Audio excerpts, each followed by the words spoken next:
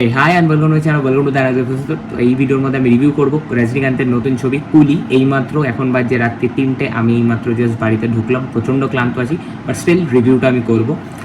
So প্রথমেই যদি ছোট্ট করে গল্পটা এক লাইনে বলি, তো এই গল্পটা খুবই সিম্পল, একটা রিভেঞ্জ ড্রামার গল্প।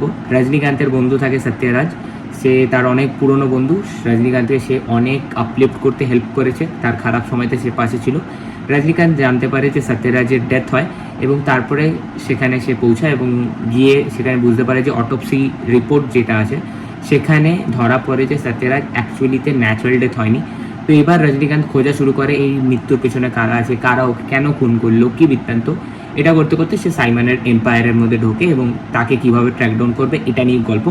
এর মাঝখানে এটা হচ্ছে মেন গল্প, এর মাঝখানে প্রচুর সেরকম লেয়ার্সের প্রচুর ক্যারেক্টার্স আছে, তাদের ব্যাক স্টোরি আছে, তাদের শেডস আছে, এগুলো তো আছে। তো বাকিটা দেখতে হলে কী করতে হবে, তোমাদের সিনেমা হলে গিয়ে টিকিট কেটে কুলি দেখতে হবে।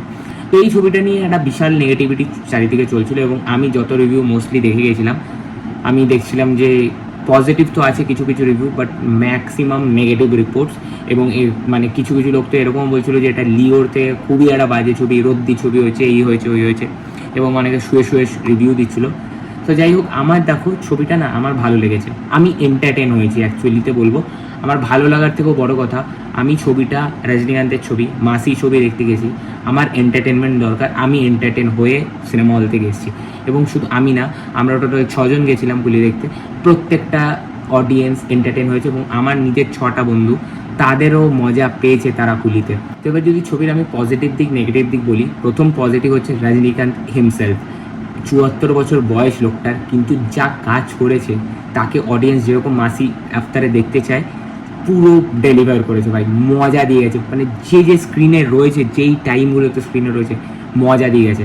এবং এছাড়া যে ক্যামিওসগুলো করানো হয়েছে, ক্যামিওসগুলো কিন্তু ওয়েল রিটেন, এবং সেটা যেই কারণে করানো হয়েছিল সেইটা কিন্তু সার্ভিসেস ডান।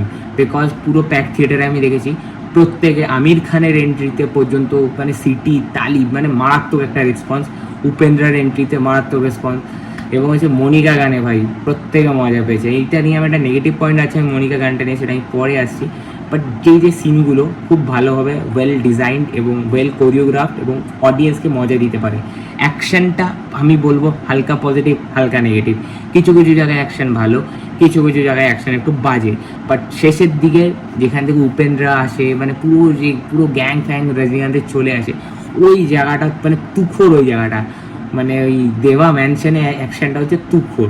প্রথম দিকের অ্যাকশনগুলো একটু ফিকা ফিকা লাগছিলো, বাট ক্লাইম্যাক্সের দিকের অ্যাকশন ভাই তুখোর।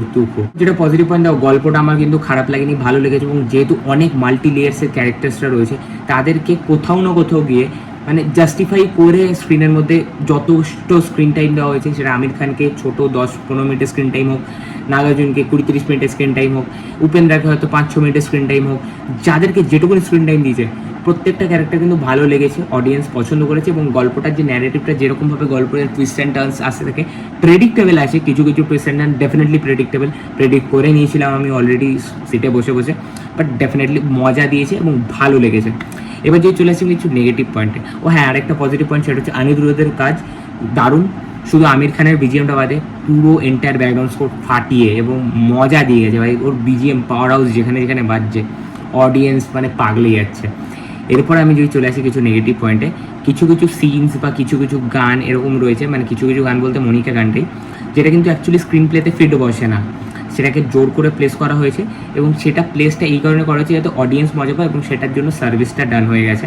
সেই কারণে বললাম ওটা একটা পজিটিভ আছে, একটা নেগেটিভ আছে, কারণ ওটা স্ক্রিন প্লেকে কিছুবার সার্ভ করছে না। নেক্সট যেটা নেগেটিভ পয়েন্ট হচ্ছে ভিলেনের যে ক্যারেক্টার সাইমন, মানে নাগার্জুনের ক্যারেক্টার, তার ক্যারেক্টারটা না মানে খুব একটা পাওয়ারফুল ক্যারেক্টার নয়। মানে দেখাচ্ছে তাকে এস্টাবলিশ করছে অনেক পাওয়ারফুলভাবে, বাট আলটিমেটলি সেই পাওয়ার মানে সেটা ফিল হলো না, খুব ইজিলিভাবে সেটা সলভ হয়ে গেল, এরকমই ব্যাপার। এবার যেটা বললাম না, অ্যাকশনটাতেও কিছু পজিটিভ আছে কিছু নেগেটিভ আছে। তো অ্যাকশনের মধ্যে রজনীকান্ত যেহেতু একটু বয়স্ক হয়ে গেছেন, তিনি তো তার দিক থেকে তো একদম 100 কেন 1000% এফোর্ট দিচ্ছে।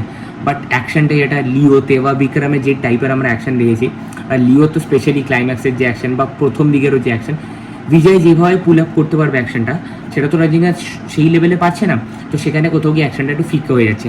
ওর থেকে মনে হয় যে ক্লাইম্যাক্সের যেরকম টাইপের অ্যাকশনটাকে কোরিওগ্রাফ করেছে সবাই মিলে, সেরকমভাবেই অল্প অল্প করে প্রথম দিকের অ্যাকশনগুলো যদি সেরকম থাকতো, মানে জেলারের কাইন্ড অফ, যে রজনীকান্ত শুধু প্রেজেন্ট রয়েছে, ওর বাকি দিক থেকে কাজটা হয়ে যাচ্ছে, তো ওই জিনিসটা আরও বেশি মনে হয় আমার এফেক্টিভ লাগতো।